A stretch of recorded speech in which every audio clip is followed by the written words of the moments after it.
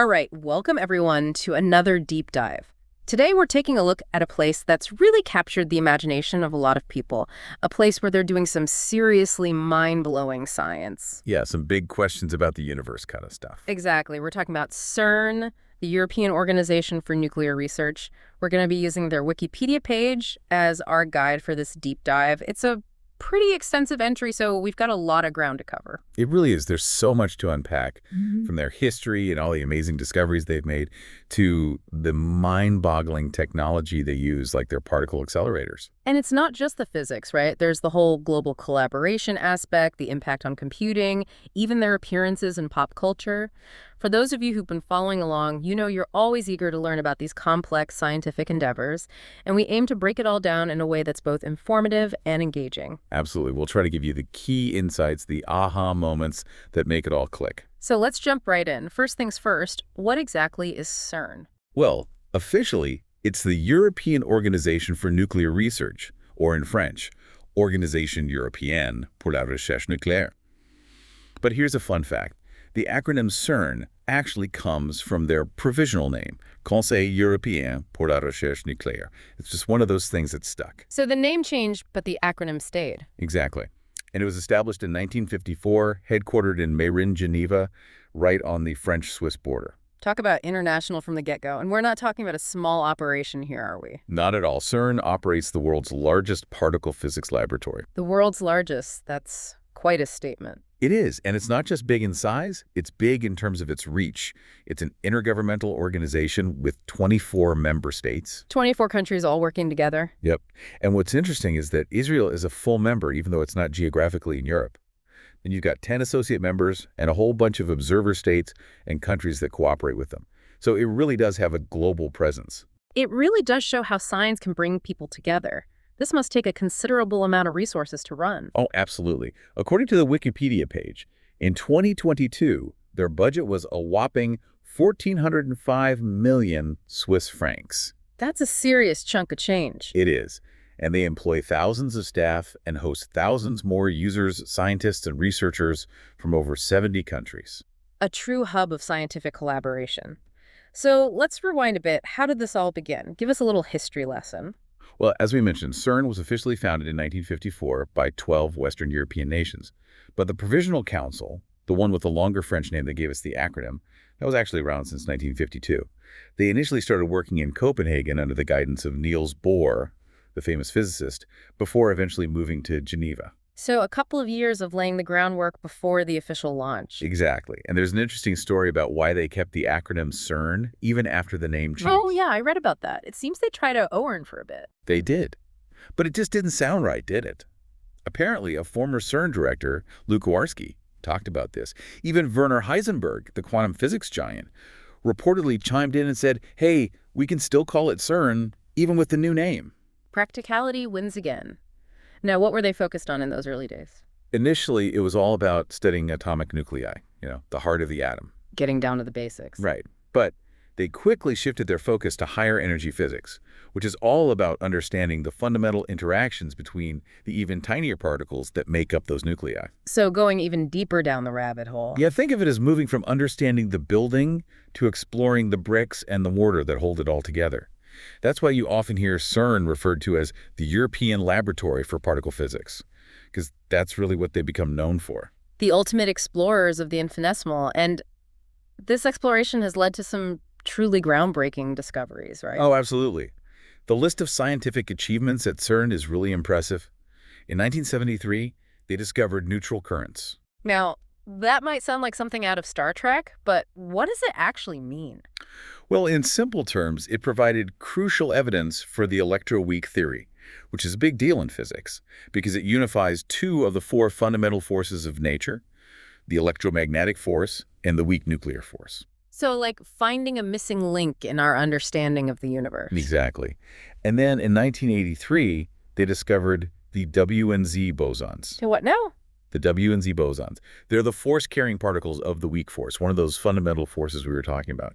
And this discovery was so significant that it earned them a Nobel Prize in physics the very next year. So they weren't messing around. The Nobel Committee clearly recognized the magnitude of that discovery. What else is on their list of achievements? Well, in 1989, experiments at the Large Electron Positron Collider, or LEP, helped them determine the number of light neutrino families. Neutrinos are these tiny, almost massless particles, and understanding how many types there are is crucial for our understanding of matter. Then, in 1995, they achieved something truly remarkable. They created the first ever anti-hydrogen atoms. Anti-hydrogen, is that like the evil twin of hydrogen? In a way, yes. Antimatter is like the mirror image of matter, and antihydrogen is the antimatter counterpart of regular hydrogen. A pretty big deal to actually create it. It sounds like something out of science fiction, and the discoveries just kept coming. They did. In 1999, they discovered direct CP violation. This finding helps explain why there's more matter than antimatter in the universe, which is kind of a big deal considering that they should have been created in equal amounts during the Big Bang. So they're figuring out why we even exist. In a way, yes. And then around 2000, they were able to create quark-gluon plasma. Quark-gluon plasma. Okay, now you're just making things up. No, I promise, it's real. It's essentially what matter is like in an extremely hot and dense state, like it was just fractions of a second after the Big Bang. Imagine a soup of quarks and gluons, the fundamental building blocks of protons and neutrons. It's hard to even wrap your head around it. And of course, we can't forget about the discovery that really put CERN on the map for a lot of people. Yes, the Higgs boson.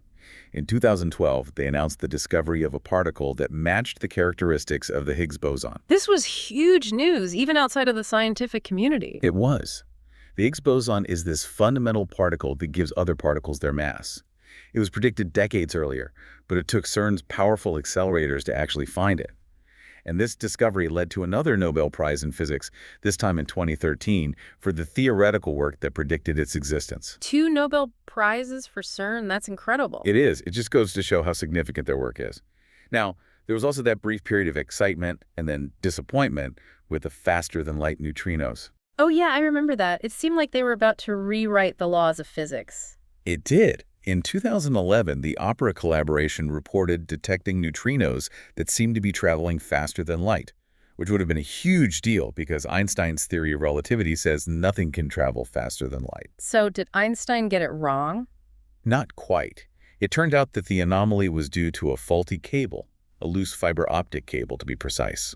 A loose cable almost upended our understanding of the universe. It just shows how meticulous they have to be in these experiments. But it's a good reminder that science is about constantly questioning and verifying results. Absolutely. And speaking of meticulous, those Nobel Prizes weren't just for the discoveries themselves, right? The technology that makes those discoveries possible is also worth recognizing. Absolutely. Georges Charpak, who worked at CERN, won the Nobel Prize in Physics in 1992 for his invention and development of particle detectors, specifically the multi-wire proportional chamber. These detectors are essential for tracking and measuring the particles created in these high-energy collisions. So it's not just about smashing particles together, it's also about being able to see what happens afterwards. Exactly. Those detectors are like the eyes of the experiment, allowing scientists to actually observe and analyze the subatomic world. That's fascinating. Now let's shift gears a bit and talk about something that might surprise some people, CERN's impact on computer science and the internet. Oh yeah, CERN has a really interesting history with computing. Back in the 1980s, they were pioneers in implementing TCP/IP for their internal network. TCP/IP, that's like the language of the internet, right? It is. It's the protocol that allows computers to communicate with each other over a network. And CERN's early adoption really helped push its use across Europe. So they were instrumental in laying the groundwork for the internet as we know it. In a way, yes. Yeah. But their biggest contribution to computing is undoubtedly the World Wide Web. No way. The World Wide Web was born at CERN. It was. Tim Berners-Lee, a British scientist working at CERN, came up with the concept in 1989. He wanted to create a system that would allow researchers at CERN to easily share information. So it was all about making collaboration easier. Exactly. He envisioned a system where you could link documents together, and he developed the first web browser and web server. And the rest, as they say, is history. It is. And a big part of why the web became so successful was CERN's decision to make it freely available to everyone in 1993. They didn't patent it or try to profit from it. They just wanted to share it with the world. That's incredibly generous. It was a game changer. Imagine if they had tried to control it. The web might have looked very different today. And you know what? The very first web page is still online. You can go and look at it. It's a fascinating piece of internet history. I'll have to check that out. So they gave birth to the internet, but their contributions to computing didn't stop there, did they? No, not at all. More recently, they've become a major center for grid computing. Grid computing, what is that? Imagine you're trying to analyze the massive amounts of data generated by the LHC experiments. It's just way too much for a single computer to handle. Grid computing is basically linking together a huge network of computers all over the world to work on that data together. Like a giant distributed supercomputer. Exactly.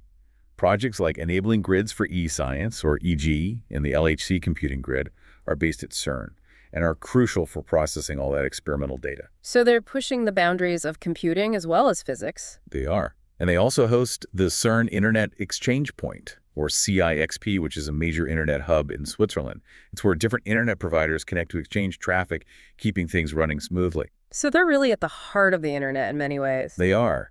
It's also interesting to note that as of 2022, CERN employed significantly more engineers and technicians than research physicists, which just highlights the sheer scale of the technical infrastructure required to support all their research activities. It makes sense. All that cutting-edge technology requires a lot of expertise to build and maintain.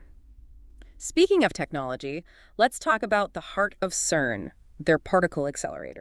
Yes, the machines that make it all possible. It's not just one big machine, is it? Nope, it's actually a whole complex of accelerators, a network of 7 accelerators and 2 decelerators, along with some smaller support machines. A whole family of accelerators. Exactly. It's like a carefully choreographed dance, where each machine boosts the energy of the particles before they're sent to the next one in the chain. They start small and build up speed and energy until they're ready for the big show, the collisions. It sounds like a carefully orchestrated relay race. It is. So which ones are the star players in this lineup? Well, the most famous one, the one everyone's heard of, is the Large Hadron Collider, or LHC. Right, the LHC. That's the world's largest and most powerful particle collider. It's housed in a 27-kilometer underground tunnel that crosses the border between France and Switzerland. 27 kilometers? That's longer than a marathon? It is. But the LHC wouldn't be able to do its thing without the other accelerators feeding it. You've got LINAC-3, which creates beams of heavy ions. Heavy ions, those are basically atoms stripped of some of their electrons, right? Exactly. And then there's LINAC-4, which accelerates negative hydrogen ions. These beams are then injected into machines like the low-energy ion ring, or LEIR, and the proton synchrotron booster, or PSB. And then there's the proton synchrotron, or PS, and the superproton synchrotron, or SPS. Whoa, that's a lot of acronyms to keep track of. I know, it's like alphabet soup. But basically, each machine does its part in boosting the energy of the particles, getting them ready for the LHC. So it's a multi-stage process, each step building on the last. Right. And not all the accelerators are just about going bigger and faster. Some are more specialized. Like the ISOLD facility? Yes, the Online Isotope Mass Separator, or ISOLD. That one's dedicated to studying unstable atomic nuclei, the ones that decay quickly. It's a unique tool for exploring the properties of these exotic nuclei. So they're not just smashing things together, they're also carefully studying specific types of particles. Exactly. And then you've got the Antiproton Decelerator, or AD, and its companion, the Extra Low Energy Antiproton Ring, or ELENA. These machines are all about slowing down antiprotons. Antiprotons, those are the antimatter versions of protons, right? Yep. And slowing them down allows scientists to study their properties in more detail. So it's not always about speed, sometimes it's about precision. Exactly. And CERN's always looking towards the future. They have newer facilities like Awake and CLEAR, which are all about research and development for the next generation of accelerator technologies. Always pushing the envelope. Absolutely. Now, all this talk about accelerators, it all leads up to the collisions, right? The LHC alone has 8 major experimental collaborations. 8? That's a lot of experiments going on at the same time. It is. And each one is a massive international collaboration involving thousands of scientists from all over the world. They're all using the LHC's particle beams in different ways, trying to answer different questions about the universe. There's ATLAs and CMS, which are general-purpose detectors, looking for a wide range of new particles and phenomena. So they're like the all-rounders. Yeah, they're designed to cast a wide net and see what they catch. Then you've got LHCb, which focuses on studying the differences between matter and antimatter. And there are others like Modal, Totem, LHCF, Phaser, and ALICE, each with its own specific goals. It's amazing to think that all this is happening simultaneously, all these scientists working together to unlock the secrets of the universe. It is. And it's not just about the LHC. CERN has had other important accelerators over the years, ones that have been decommissioned but played a vital role in advancing our understanding of physics. Like the older LINACs and the synchrocyclotron. Right, those were some of the early pioneers. And there was the intersecting storage rings, or ISR, which was one of the first colliders. So the idea of smashing particles together has been around for a while. It has. And then there was the Large Electron-Positron Collider, or LEP, which was housed in the same tunnel that the LHC uses today. So they repurposed the infrastructure for the next generation of experiments. A testament to their ingenuity and resourcefulness. Absolutely. And they're already looking ahead, planning for the future. They have ideas for even more powerful machines, like the Compact Linear Collider, or CLIC, and the Future Circular Collider, or FCC. So the quest for knowledge continues. It does. They're always pushing the boundaries, trying to answer the biggest questions about the universe. It's inspiring to see that kind of dedication. Now, all this research requires a global effort, right? Tell us about CERN's collaborations and funding. It's a truly global endeavor. CERN started with 12 member states back in 1954, and now there are 24.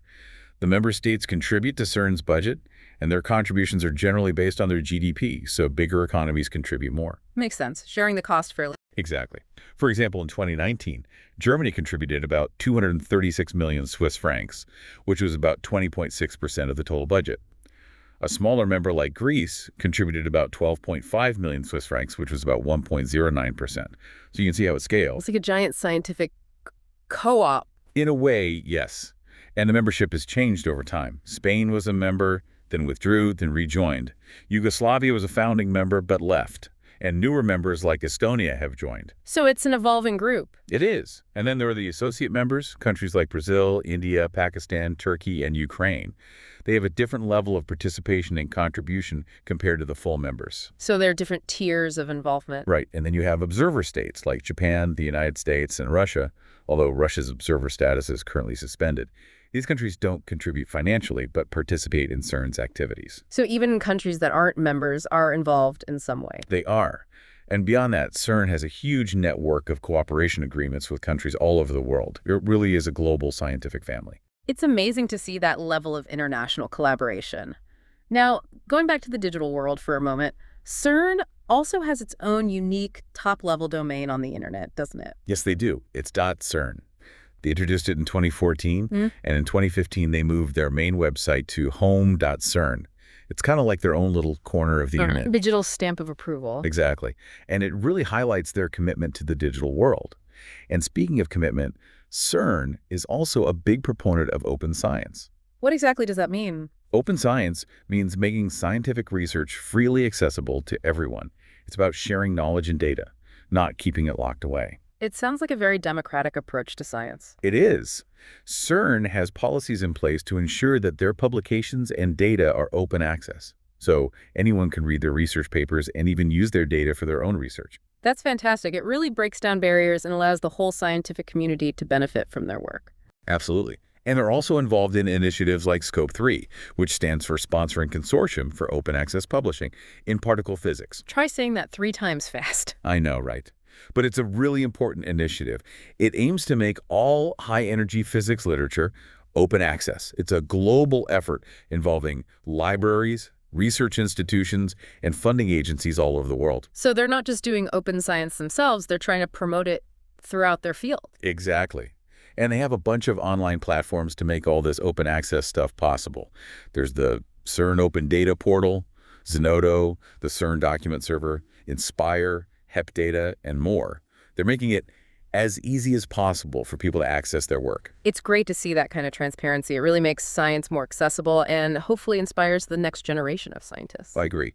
And CERN doesn't just share their work online. They also do a lot of public outreach. They have dedicated facilities for the public. Like the CERN Science Gateway. Yes. The Science Gateway opened in October 2023. It's a state-of-the-art facility with interactive exhibits, workshops, and shows, all designed to teach people about particle physics and CERN's work. There's also the Globe of Science and Innovation, which hosts exhibitions and events. And they used to have the Microcosm Museum, but that closed in 2022 to make way for the Science Gateway. So they're really stepping up their public engagement. They are. And they also offer guided tours of some of their facilities so you can actually see some of the amazing technology up close. That's really cool. It gives people a chance to experience the science firsthand. Exactly. And then there's the Nataraja statue. Oh, yeah, the dancing Shiva statue. That's right. It was a gift from India in 2004. It's this beautiful 2-meter-tall bronze statue of Nataraja, the dancing form of Shiva. It represents the cosmic dance of creation and destruction, which has some interesting parallels with the science being done at CERN. It's a powerful reminder that different cultures can find common ground in their pursuit of knowledge. It is. And CERN also has a program called Arts at CERN, which was launched in 2011. What does that involve? It's all about fostering a dialogue between art and science. They have artist residencies, commission artworks, organize exhibitions, and hold events that bring artists and scientists together. It's a really interesting way to explore the connections between these two seemingly different worlds. It shows that science can be a source of inspiration for art and vice versa. Exactly. And speaking of inspiration, CERN has even popped up in popular culture in some surprising ways. It has. There's the band Les Horribles Cernettes, which was formed by women working at CERN. Right. And they're still going strong. They even claim to be the first band to have a website. Makes sense, considering where they started. And then there's the Large Hadron Rap video, which went viral back in 2008. It's a really catchy rap song explaining the LHC and the science behind it. I remember that one. It was actually a pretty good way to learn about the LHC. It was. And there was the documentary Particle Fever, which documented the search for the Higgs boson. It was a critical and commercial success, showing that people are genuinely interested in this kind of science. It's fascinating to see how CERN has captured the public imagination. It is. And they've been featured in TV shows like Flash Forward, Steins Gate, and The Big Bang Theory. They even popped up in the thriller Angels and Demons. And even in cartoons like South Park, right? Yes. In that South Park episode, Randy Marsh breaks into the Hadron Particle Super Collider, which isn't exactly accurate, but it was funny nonetheless. So they're not afraid to be a bit tongue-in-cheek. Not at all. And all this attention has even led to some conspiracy theories, as you can see on the Wikipedia page. Oh yeah, there are some wild ones out there. There are. Some people think CERN is trying to open a portal to another dimension, or even summon demons. That's pretty far out there. It is. But it just goes to show how much CERN has captured people's imaginations, for better or worse. The fact that they inspire such wild theories is a testament to their impact on our collective consciousness. I guess it comes with the territory when you're dealing with such mind-blowing science. So, to wrap it all up, what have we learned from this deep dive into CERN? We've learned that CERN is a truly remarkable place. It's not just a physics lab, it's a global hub of scientific collaboration, a hotbed of innovation, a source of inspiration, and even a bit of a pop culture icon. It's a place where the boundaries of human knowledge are constantly being pushed, where discoveries are made that change our understanding of the universe, and where technologies are developed that impact our everyday lives. Exactly. And what's really exciting is that they're not slowing down. They're already planning for the future, with even more ambitious experiments and even more powerful accelerators. Who knows what they'll discover next, or what technologies will emerge from their research? That's the beauty of it, isn't it? It's the unknown, the potential for the next big breakthrough that keeps us all on the edge of our seats. It really does make you think, what will the next chapter in CERN's story hold? What mysteries will they unravel? And what impact will those discoveries have on our world? It's a question that's worth pondering. And if you're as intrigued by CERN as we are, I encourage you to explore further. Visit their website, read their publications, watch some documentaries, maybe even plan a visit if you get the chance. There's a whole world of fascinating science waiting to be discovered. There is. And who knows, maybe one of you listening will be inspired to join the ranks of the scientists and engineers pushing the boundaries of knowledge at CERN.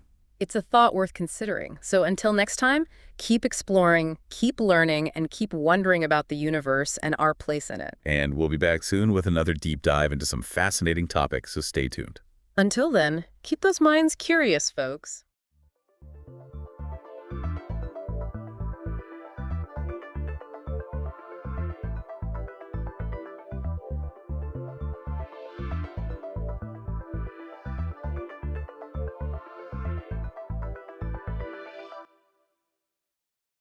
Okay, so today we're going deep on Hernan Cortés. The Conquistador. Yeah, him, Yeah. Cortés. So you sent over a very detailed Wikipedia entry. Mm-hmm. And Wow, this thing really goes in depth. It does. It traces his whole life all the way from the beginning. Yeah, from his birth to his death. And even beyond. Even like what happened to his body afterwards. Yeah, that's right. Yeah. I mean, this Wikipedia entry, it covers his family background, his motivations, his role in the fall of the Aztec Empire. The conquest of Mexico. Being governor, and then like later expeditions, all that. It's really a comprehensive look. It is. I think a solid foundation for understanding him. Yeah.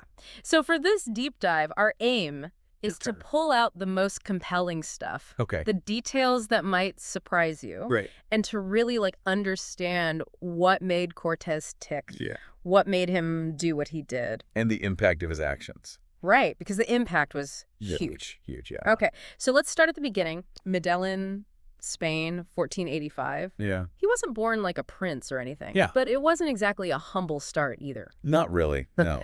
His family was like... They were lesser nobility. Okay. So yeah, not the wealthiest, but definitely had some social standing. Okay, so they had connections. Yeah, and actually he was related to another conquistador.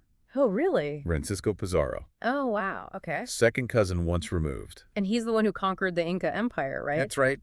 Wow. So Yes. maybe like conquest and exploration ran in the family? Yeah, you could say that. Or at least ambition. Definitely ambition. Yeah. And so the source mentions that Cortés, he actually spent some time studying Latin. He did. But that didn't last long. It didn't hold his interest. Yeah. It seems like the news coming back from the New World was way more exciting. Absolutely. Yeah. The lure of new lands. Yeah. And the possibility of getting rich. Yeah. That was much more appealing to him. Totally. And actually one of his early biographers, this guy, Lopez de Gomara, he described Cortés as... Oh, I love this part. Ruthless, haughty, and mischievous. Yeah. I mean, that's quite the description. It is. It gives you a little insight. Into his personality. Yeah, he was someone who wasn't afraid to take risks. Yeah, and maybe someone who liked to push the boundaries a little. Yeah, operate outside the rules, maybe. So let's fast forward to 1504. All right. He's in the New World. He made it. He landed in Hispaniola. Yeah. And right away, it seems like he's making moves. Oh, yeah. He becomes a citizen. A citizen. A notary. Okay, so someone who can, like, authenticate legal documents. Okay. Important job. Yeah, and then he gets an encomienda. An encomienda. Now, for those who don't know, what exactly was an encomienda? So an encomienda was basically a grant of land from the Spanish crown. Okay. But it also came with the right to demand labor and tribute from the indigenous people living on that land. So yeah, it allowed these Spanish settlers to profit from the New World, but often led to exploitation. Of the native people. Of the native people. So Cortés is establishing himself. Yeah, right away. In this colonial system. Yeah, he's moving up. He also participates in the conquests of Hispaniola and Cuba. Right, getting that experience. Yeah. So it seems like he's getting this practical knowledge of colonial life and military action, even though his military training wasn't... Formal. Yeah, not super formal. And then his time serving under Diego Velázquez in Cuba. Okay. That seems really important. It is. Yeah. He rises to become like a municipal magistrate. Okay, like a mayor. Yeah, like a mayor or a local governor. Wow. And not just once. Twice. Twice. Okay, so he's building wealth. Well, influence on role. That seems like it. But then his relationship with Velázquez changes. Yeah, it sours. What? What happened there? Well, it seems like a few things. Like Cortés was definitely ambitious. Yeah. And his growing influence probably threatened Velázquez. You know, stepped on his toes a bit. Yeah, exactly.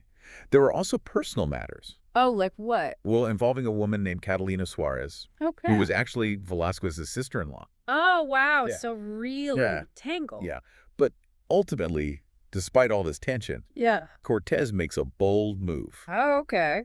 In 1519, he organizes his own expedition to the mainland. But Velázquez told him not to, right? Yeah, Velázquez actually tried to stop him. And Cortés just ignores him. Basically, it was an act of mutiny. Wow, what nerve to just disobey a direct order. Yeah, but he did it. So he sets off for the Yucatan Peninsula with this small force. Like 500 men. A handful of horses. 13 horses. Some cannons. Yeah. I mean, that's a huge gamble. It was. But, you know, some early events were in his favor. Like what? Well, he encountered this guy named Geronimo de Aguilar, who was a Spaniard, but he had been shipwrecked years earlier. Oh, wow. And had been living with the Maya people. Okay. And he spoke Maya fluently. Oh, so Cortés could communicate with the Maya. Yeah, through Aguilar. Wow, what a stroke of luck. It was. And then, of course, there's Doña La Marina. Malinche, Yeah. she's so important to this story. She is. Absolutely crucial. She's one of the 20 indigenous women Yeah. given to the Spanish after a battle. Yes, in Tabasco. So she learns Spanish, Quickly. and crucially, she spoke Nahuatl. Yeah, the language of the Aztec Empire And and Chantal Maya. so Cortés could communicate with the Aztecs Through this chain, through her and Aguilar. right? Aguilar would translate from Maya to Spanish, Yeah. and then Malinche from Nahuatl to Maya. And vice versa. Yeah, Wow, that's amazing. it's incredible. But her role... It wasn't just like No, translating. she became his advisor, Okay. interpreter, Yeah. his mistress. Yeah, the mother of his son. His first son, Martin. She's really deeply embedded in everything. She was. And then Cortés, Yeah. he doesn't stop there. Nope. He forms alliances with indigenous groups Right. who were enemies of the Aztecs, Right. like the Totonacs. The Totonacs. Yeah, the Tlaxcalans. The Tlaxcalans. Yeah, that seems so smart. He saw the resentment. Towards the Aztecs. Yeah, they hated the Aztecs. Because of the tribute they had to pay. Exactly. And he used that. Yeah, to his advantage. Brilliant, but Yeah. opportunistic. Oh, yeah, definitely opportunistic. Yeah, the Tlaxcalans especially, Yeah. they fought hard against the Spanish at first. Yeah, they did. Several battles. Yeah, but then they realized They had a common enemy. the Aztecs. And they joined Cortés. Yeah, giving him lots of warriors. Experienced warriors. Yeah, Wow. crucial alliance. Okay, so then they marched to Tenochtitlan. The Aztec capital. And then there's the massacre in Cholula. Ooh, yeah, we can't overlook that. No. A dark episode. Thousands of unarmed people. Members of the nobility. Sure. Cortés said it was to prevent an ambush. Okay. But some people think it was just to scare the Aztecs. A show of force. Yeah, Regardless, it was brutal. it was. And it definitely sent a message. Okay, so then they arrive in Tenochtitlan, November 1519, and Moctezuma II the Aztec emperor. welcomes them peacefully. I know, it's hard to believe. It is, considering what happens later. Yeah. So why did he do that? Well, there are a lot of theories. Okay. Some say he thought Cortés was a god. Quetzalcoatl. Yeah, or like an emissary of Quetzalcoatl. Okay. Others think he was just trying to be strategic. Okay. Let them in, Yeah. figure out their weaknesses, and then deal with them later. Okay, so he was playing the long game, Maybe. but whatever the reason, Yeah. it gave Cortés this huge advantage. Oh, yeah. He's in the heart of the Aztec Empire. Without a fight. Unbelievable. And then It's a do. he takes Moctezuma hostage. I know, so bold. I mean, he's already in the capital. And then he just takes the emperor hostage. He takes control So he's ruling indirectly. through Moctezuma. Wow. And just when you think it can't get more complicated, Oh, yeah. Diego Velázquez, Back in Cuba, he sends another expedition led by Panfilo de Narvaez. to arrest Cortés. For mutiny, basically. Wow. So it's a power struggle. Yeah, playing out across the ocean. Amazing. And Cortés, Yeah. he leaves some of his men in Tenochtitlan Yeah, a smaller group. and goes to fight Narvaez. Hit on. He's outnumbered, Yeah. but he wins. He does. And then He convinces Narvaez's men. to join him. What? That's incredible. I know. He's like a master strategist. He is. But meanwhile, Back back in Tenochtitlan, What happened? Pedro de Alvarado. Cortez's lieutenant. Yeah, he commits a massacre in the Great Temple. Oh, no. And this sparks a rebellion. Yeah, the Aztecs are not happy. Understandably. Yeah. So Cortés has to rush back, It's to a city in revolt. and then Moctezuma died Wow. under mysterious circumstances. Yeah, no one knows exactly what happened. Some say he was stoned by his own people Okay. for being too close to the Spanish. Okay. Others say the Spanish killed him. Oh, wow. Yeah, we don't know for sure. And then comes the Noche Triste. The Night of Sorrows. The Spanish try to flee Tenochtitlan. Loaded with treasure. Yeah. And they get ambushed. By the Aztecs. Yeah. It's a disaster. It is. So many Spanish soldiers killed. And their indigenous allies, too. Right. They lose so much. Treasure, artillery. It's like their whole plan is falling apart. It seems like it. But somehow they regroup They retreat to Tlaxcala. to their allies Yeah. and they rebuild their forces. Yeah, they come back strong. And they lay siege to Tenochtitlan. It's a long and brutal battle. It is. They cut off the city's supplies. Okay. They build these ships called brigantines. To control the lake? Yeah. And it's just fighting. House by house. Wow. But eventually they captured Cuauhtémoc. The new Aztec leader. Yeah. And that's it for the Aztec Empire. August 1521. Tenochtitlan becomes Mexico City. A new era. And Cortés, Yeah.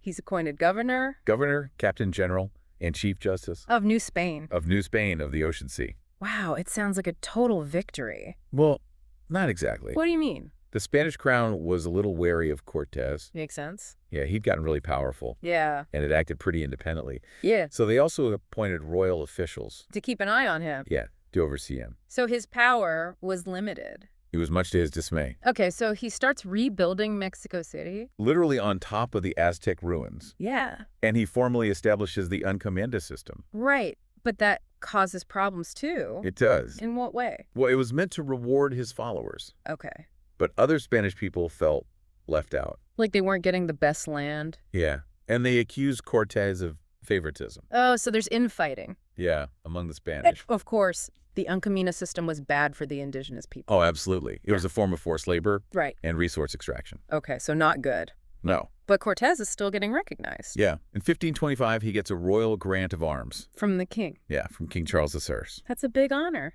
It is. What did it look like? What's really symbolic. Okay. It had the black double-headed eagle of the Holy Roman Empire, Okay. the golden lion of Castile, Okay. and then the crowns of the three Aztec emperors. Moctezuma, Cuitlahuac, and Cuauhtémoc. Right, and an image of Tenochtitlan, Wow. all surrounded by the bound lords of defeated city-states. Wow, that's a powerful image. It is. A visual summary of his victory. Yeah, of his triumph. So let's talk about his personal life for a second. Okay. His first wife, Catalina Suarez, Yeah. she dies in 1522. Under mysterious circumstances, Yeah, there were even rumors. that Cortés was involved. Yeah, maybe even poisoned her. Yeah. But nothing was ever proven. Right. They didn't have any kids. Right. But Cortés did have several children, With indigenous women. including... With La Malin. Yes. And he was known as El Mestizo. Yeah. And Cortés later remarries Yeah, in 1529. to a Spanish noblewoman. Doña Juana de Zúñiga. So that must have helped his social standing back in Spain. Oh, yeah, for sure. Marrying into the Spanish nobility, Yeah. that solidified his position. Okay. And he had legitimate heirs. Including another son named Martin. Right, who became his main heir. So, yeah, his personal life was complicated It was reflecting the mixing of cultures. in the new territories. Exactly. And Cortés, Yeah. he was also really focused on what's been called the spiritual conquest. Right. He wanted to convert the indigenous people to Christianity. He did. And he specifically asked the king to send Franciscan and Dominican friars. Yeah, he didn't trust the secular priests. Interesting. Why is that? Well, he thought the mendicant orders, Like the Franciscans. yeah, and Dominicans, Okay. he thought they were less corrupt and more dedicated to spreading Christianity. Okay, so he saw this as part of legitimizing Spanish rule. Yeah, establishing a new social order. Interesting. Yeah. And the first Franciscans arrive in 1524. The 12 Apostles of Mexico. And there are these stories, maybe Uh-huh. embellished, Of of Cortés kneeling before them. showing the importance of the church, the Yeah. submission of earthly power to spiritual authority. So he saw the church as an ally.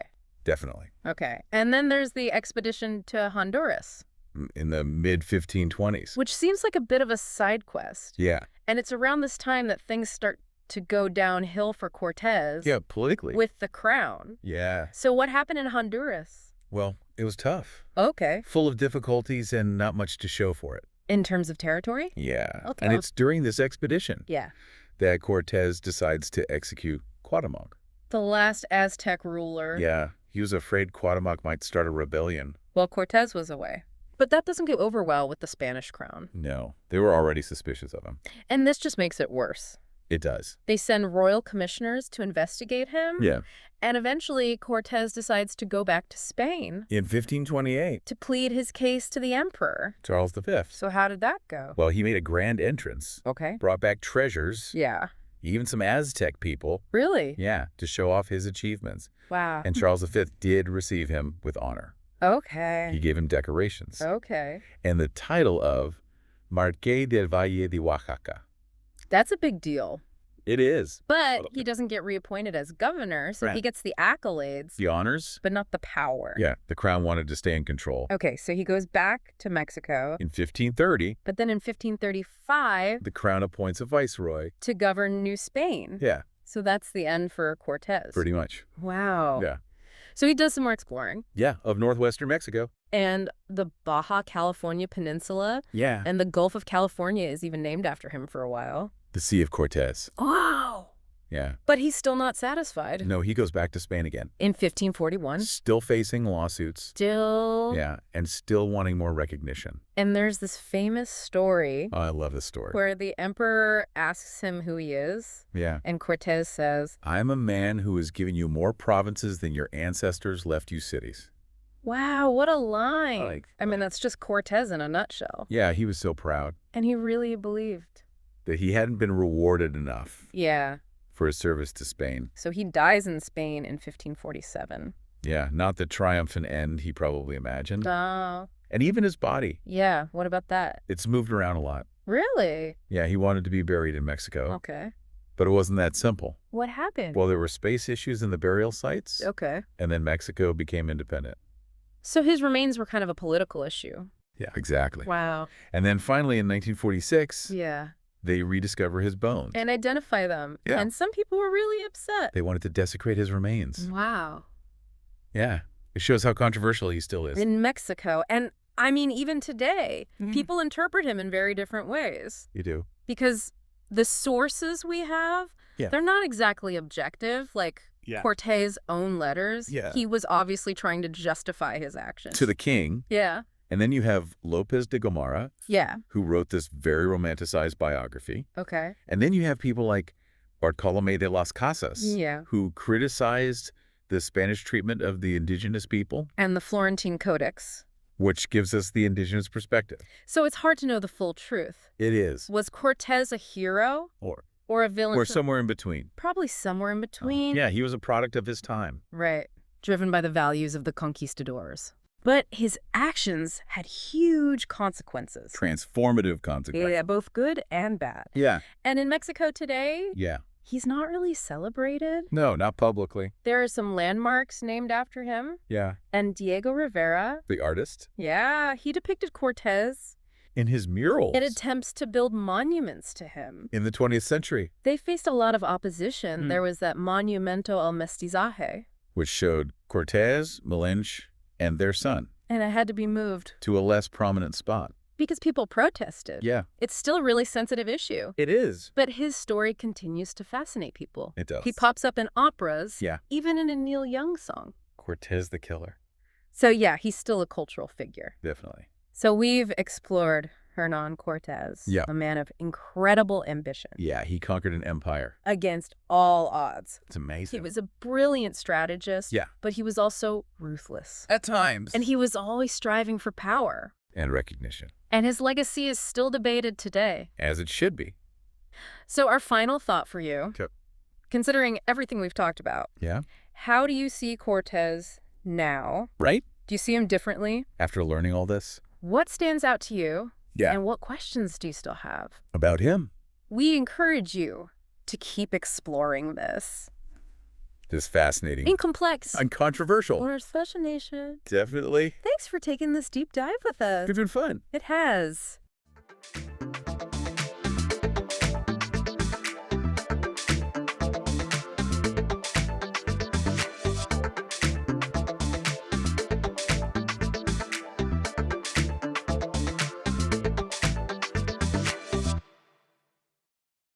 Hey everyone, welcome back to the Deep Dive.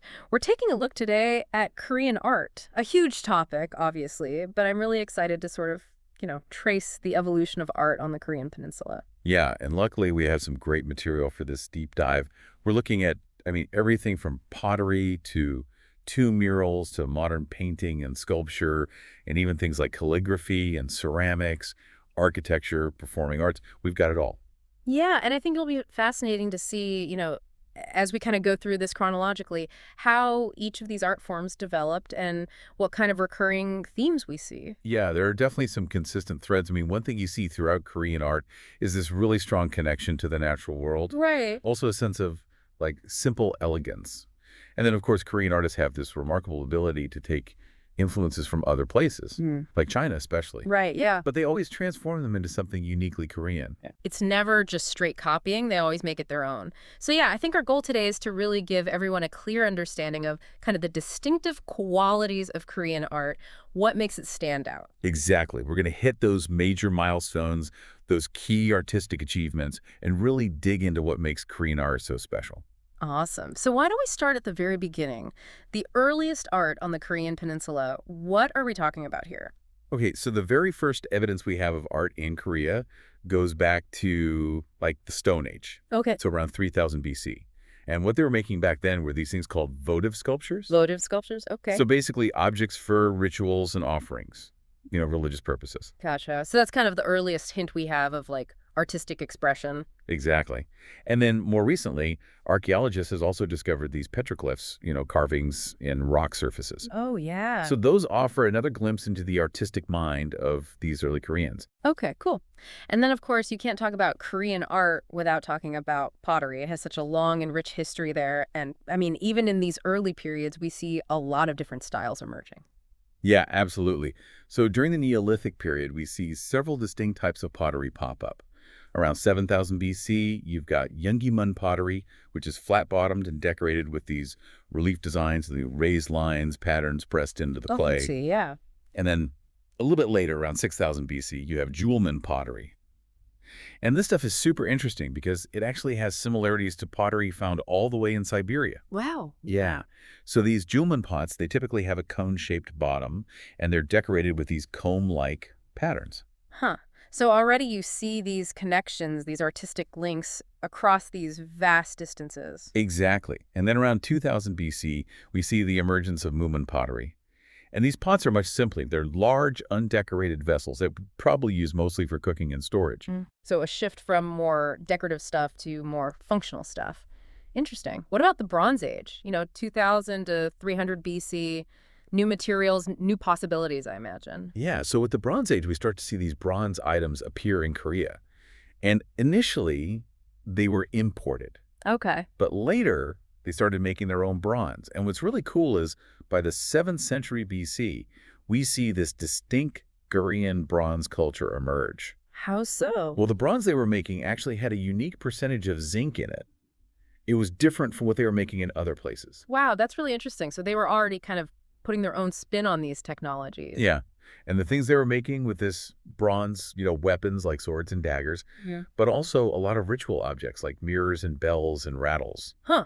And they would often bury these items with their elite in these like megalithic tombs called dolmens. Right. It's fascinating to think about like what those rituals were like, what those beliefs were. Now, aside from the bronze, our source mentions some more Siberian influence during this time. Yeah, a couple of interesting things pop up. So first, there are these comma-shaped beads made from nephrite called kakak, and they're found in these dolmen burials. And the theory is that they were carved to look like bear claws. Bear claws, huh? Yeah, which would have been a really significant symbol in Siberian traditions. And then there are also these rock drawings of animals, but they have this unique lifeline drawn in an X-ray style. Lifeline, interesting. And again, that's a characteristic that's reminiscent of Siberian art. So these early connections are pretty fascinating. What about the transition to the Iron Age, 5th to 4th century BC? How did that change things artistically and technologically? Well, the Iron Age was a big turning point for Korea. They started interacting with Chinese culture a lot more, and that's how iron technology came to the peninsula. And were they just kind of passively adopting this new technology, or were they doing something more with it? Oh, no, they weren't just copying. What's really interesting is how they actively tried to import iron technology and then reshape it, like adapt it to their own needs and aesthetics. So even then, they were already taking something from outside and making it their own. Yeah. By 300 BC, iron was being used all over Korea. And they even started using the potter's wheel around this time, which really changed the way they made pottery. Okay, so we're moving out of prehistory now into the Three Kingdoms period. Goguryeo, Baekje, and Silla, all competing for power. Let's talk about the art of each of these kingdoms, starting with Goguryeo in the north. What stands out? So Goguryeo is fascinating because they adopted Buddhism in 372 CE, and that had a huge impact on their art and architecture. But perhaps the most remarkable thing about Goguryeo art is their tomb murals. Yeah, the tomb murals. They sound incredible. What kind of stuff did they depict? Well, they give us this amazing glimpse into everyday life in Goguryeo. And they really tried to create, like, a positive atmosphere for the deceased. So we see these scenes of people together enjoying nature, dancing, playing music, just a happy, vibrant life. So it's almost like they wanted to surround the deceased with these good memories. Yeah, exactly. And in the Dokkanli tomb, for example, you see the master of the tomb depicted with all his servants, which obviously highlights his status. Right. And was there anything about the way they painted these scenes that was particularly Goguryeo? Yeah, so the size of the figures in the murals actually reflects their social standing. Oh, interesting. So the more important you were, the bigger they painted you. Exactly. And then in addition to these everyday scenes, they also have these really cool abstract designs, constellations, clouds, even these mythical animals that were believed to ward off evil. I see. And these murals have obviously been recognized for their historical and artistic significance. They're a UNESCO World Heritage Site, right? Yeah. The complex of Kuguryo tombs. And a lot of effort is going into preserving them because they're pretty fragile. Right. And speaking of preservation, what about the techniques they used to create these murals? Well, they actually used a few different methods. They used fresco, where the paint is applied to wet plaster, but they also used tempera and a really unique technique called hwajanjibyap. Hwajangivyap. Yeah, and that's where they apply pigments mixed with glue onto a thin layer of plaster. And it creates this really interesting texture. Huh. So they were experimenting with different approaches. And what about the colors? Well, some of the most common colors were black, purple, yellow, blue, green, brown.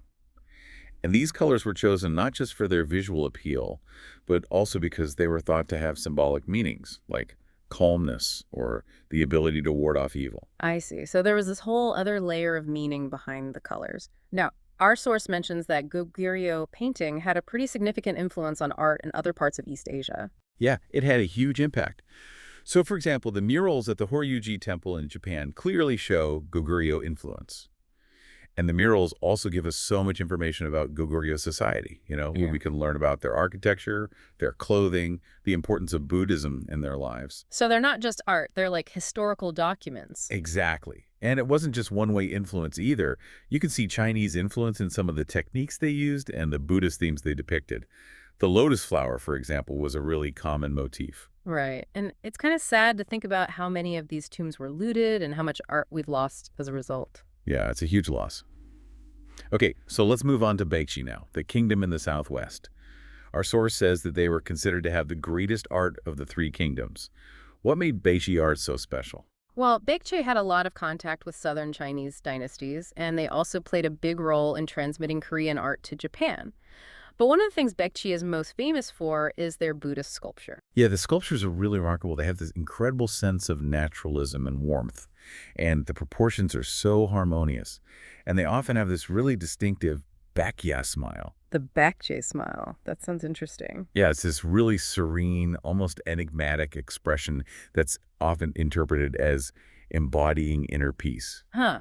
So it reflects the Buddhist ideals of Baekje culture. Exactly. And it really contrasts with the more expressive styles of some of the other kingdoms. So what about their architecture? Do we have many surviving examples?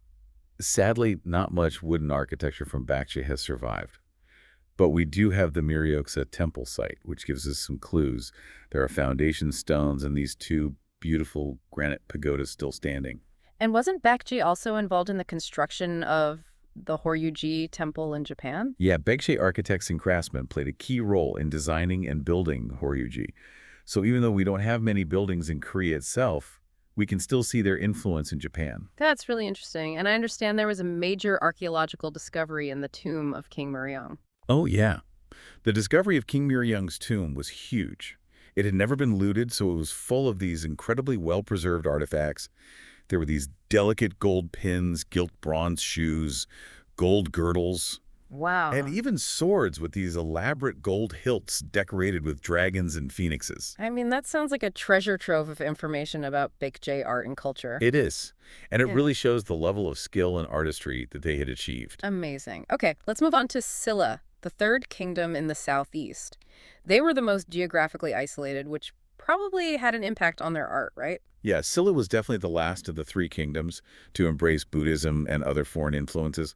But because they were so isolated, a lot of their tombs were never looted, which means we actually have more surviving Silla art than art from the other kingdoms. So their isolation actually ended up being a good thing for us trying to understand their art? In a way, yeah. And one of the things Scylla's most famous for is their gold work. They're incredibly skilled goldsmiths, and they use techniques that are similar to what you see in ancient Etruscan and Greek art. Really? Yeah, and there are these incredible gold earrings and crowns. I mean, they're just stunning. And some of these tombs even contained European-style gold and glass beads depicting people with blue eyes. Yeah, which is pretty crazy when you think about it.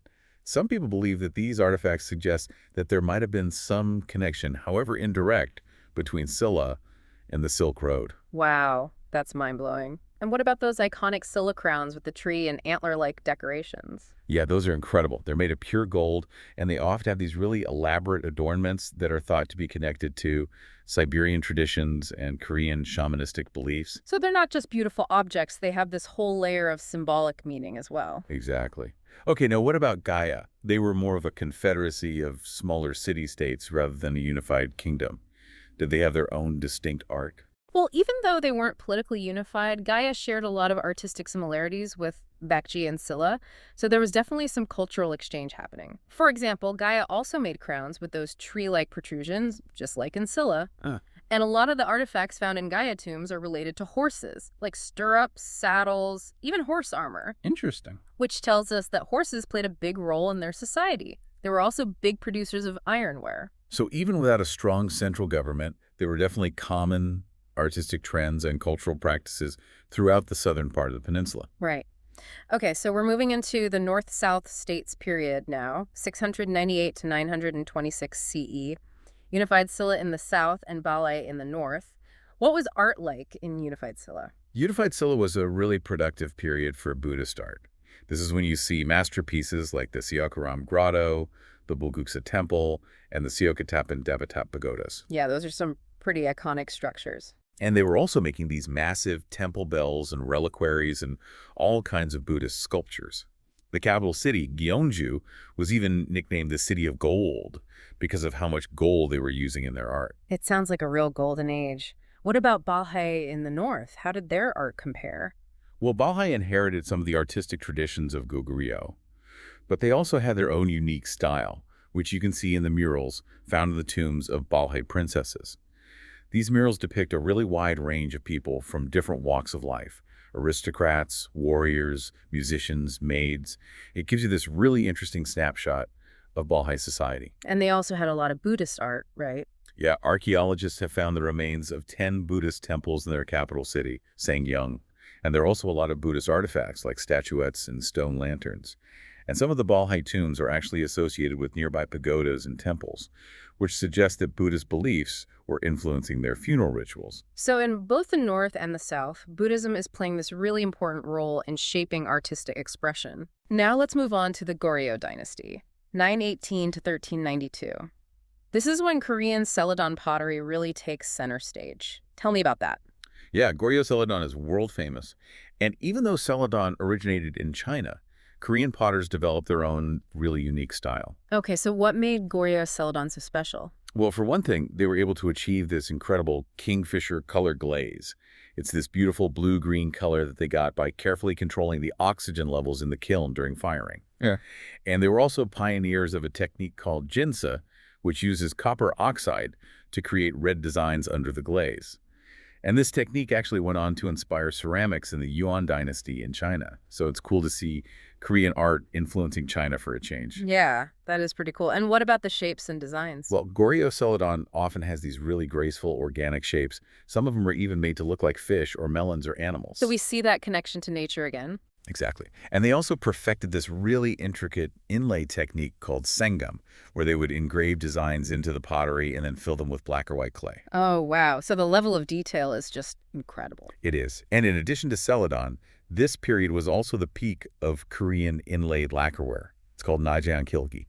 And it's even more ornate than the pottery. More ornate how? Well, they would decorate these lacquerware pieces with tiny, tiny pieces of sea turtle shell and mother of pearl, and they would arrange them into these incredibly intricate floral patterns and other designs. That sounds so painstaking. It is. I mean, there's this one lacquer box in Seoul's National Palace Museum that's estimated to have something like 45,000 individual pieces of mother of pearl. 45,000. Wow. So it's like a mosaic made of mother of pearl. Yeah, Exactly. that's incredible. Okay, let's move on to the Joseon dynasty, the longest lasting of the Korean dynasties, 1392 to the present day. Our source says that during this period, Confucianism kind of takes over as the dominant philosophy. How did that affect the arts? Well, with the Joseon dynasty, Confucianism became the central ideology, which meant that Buddhism lost a lot of its official support. But Buddhist art didn't disappear completely. Okay. It just kind of went underground, so to speak. You know, people continued to make and appreciate Buddhist art, just not as publicly. Gotcha. And what about painting? How did that evolve during the Joseon period? Well, early Joseon painting continues some of the trends from the Goryeo period. But over time, you see this shift towards more realism. And in the mid-Joseon period, you have the emergence of true view landscape painting. True view landscapes. What does that mean? Basically, it means that artists were trying to depict real places accurately. You know, specific mountains, rivers, things like that, which was a big change from the more idealized landscapes of Chinese painting. So it's like they were saying, hey, we have beautiful landscapes here in Korea, too. Exactly. And this trend toward realism continued, and eventually the mid to late Joseon period is considered a golden age for Korean painting. Okay, why is that? Well, there were a couple of big things happening around this time. First, the Ming dynasty in China collapsed, and the Manchu Qing dynasty took over. Right. And this kind of forced Korean artists to turn inward and focus on Korean subjects and themes. So it's like a surge of national pride is reflected in their art. Yeah. And as China's influence waned, Korean art became more distinctive. It developed its own unique character. So what kind of new genres and styles emerged during this time? Well, one interesting genre is Cheokjori, which are paintings of books and scholarly objects. And then there's Mujado, which are paintings that incorporate calligraphy and often have these moral lessons embedded in them. Okay. And then you also have the flourishing of Korean folk art, or minhwa, which reflects the experiences and perspectives of ordinary people. So it's a really rich and diverse period. Now, aside from painting, what about other visual arts? Calligraphy, fabric arts, paper art, what can you tell me about those? Well, throughout Korean history, the dominant religions and philosophies have always had a huge impact on the visual arts. And while traditional crafts like metalwork and jade carving have had their ups and downs, the Korean government has actually done a lot to support these art forms. Oh, that's great. Yeah, and calligraphy in particular holds a really special place in Korean art. It's not just seen as writing, it's seen as this really high art form that reveals the artist's personality and character. I see. And it's particularly associated with Confucianism, right? Exactly. What about fabric arts? Well, Korea has a long tradition of embroidery. You know, decorating costumes, making these beautiful screenwork pieces. And then there's the art of Korean knots, which are used in both clothing and decoration. And then there's paper art, which seems to be a particularly unique aspect of Korean art. Yeah, hanji, which is this strong handmade paper, is used for all sorts of things. I mean, everything from architectural elements like window screens and flooring to artwork, folded paper sculptures, even clothing. Yeah. They've even had fashion shows featuring hanji clothing. And what's amazing is that they've actually found ancient mulberry paper dating back to 751 CE in the Bulguksa Temple, and it's still in good condition. Wow. So it's incredibly durable. Yeah. Okay, let's jump ahead now to 20th century Korean painting. I know a lot happened in that period. Yeah, the 20th century was a time of huge change and experimentation. And abstract art really started to take off in the 1930s. Wow. And then from the mid-1960s onwards, Korean artists really began to push the boundaries of what painting could be. They were challenging the traditional categories, experimenting with new materials and techniques. Yeah, and that led to the emergence of dansekwa in the 1970s and 80s. Dansekwa. Yeah, it's also known as Korean monochrome painting, and became really influential internationally. But of course, abstract painting wasn't the only thing happening. There was also a lot of interest in academic painting, which was heavily inspired by Japanese modernism. Right, and during the Park Chung-hee era, that was actually the style that the government favored. Yeah, which led to some pushback from younger artists who were more interested in experimental art. And there's also this really interesting connection between Korean painting and ceramics. Oh, yeah. Tell me about that. Well, in Korean painting, there's a real emphasis on the expressive qualities of the brushstrokes. And that's something that's also really important in Korean ceramics, the way the glaze is applied, the texture of the surface. Interesting. So it's like they're approaching both art forms with a similar sensibility. Exactly. And contemporary Korean artists are still exploring these connections. And they're also blending Korean and Western styles in really interesting ways. And what about North Korea? Our source does mention the art scene there. Yeah, so in North Korea, socialist realism was the dominant style for a long time, especially under Kim Il-sung. But after Kim Jong-il took over, things loosened up a bit and new styles started to emerge. Like what? Well, they developed their own version of Impressionism, for example. Ah, And they've also been reviving traditional subjects and techniques, but with a strong nationalist spin. And it's interesting because North Korean painters are actually really technically skilled. In fact, a lot of North Korean painters who have defected to South Korea have ended up having successful careers there. that is interesting. It's like this really unexpected connection between the two Koreas. Yeah. Okay, let's talk about ceramics and sculpture now. We already covered Goryeo Celadon, but what about other periods and styles? Well, most of the early Korean pottery remains have been found around Gangjin, which was a big ceramic center. And as we talked about, Korean pottery can be divided into three main categories: Jeongja, Bulgsha, and Buncheong. And sculpture also has a long history in Korea. They were even exporting Buddhist sculptures to Japan during the Bakji period. Wow, really? Yeah, and they were using all sorts of materials: wood, stone, ceramic, especially ceramic for these small votive sculptures.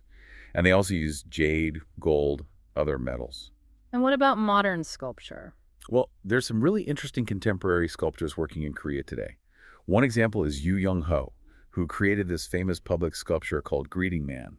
Okay, and you mentioned Baekja and Buncheong. Can you tell me a bit more about those styles? Yeah, so baicha, which is white porcelain, became really popular in the Joseon dynasty. It's known for its pure white surface. And they would often decorate it with these really delicate paintings. They would use pigments derived from iron, copper, and cobalt blue. Okay. And buncheong is a type of stoneware that's covered with a white slip. And it usually has these simpler, more unpretentious designs. Interesting. So you have this real range of styles and techniques in Korean ceramics. Absolutely.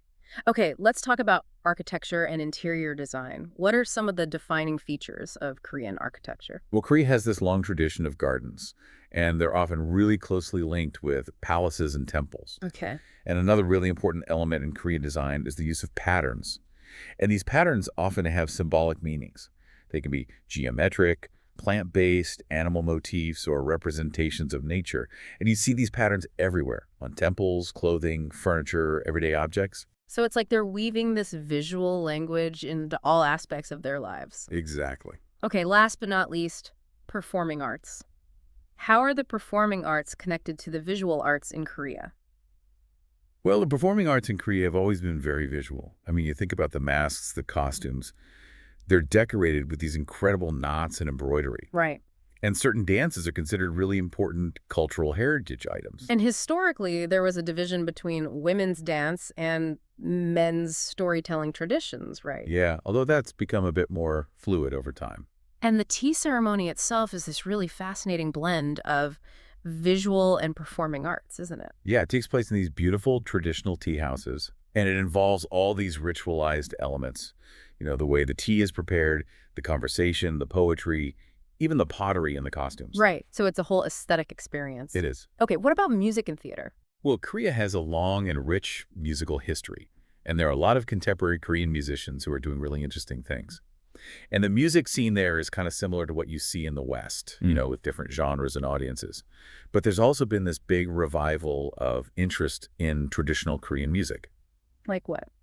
Well, court music, for example, which Right. has its roots in the Seollin and Joseon dynasties. It's really focused on these subtle tonal variations and the use of acoustic space rather than big, dramatic displays of emotion. Interesting. And Korean folk music, especially pansori, has been a big influence on a lot of new music being created today.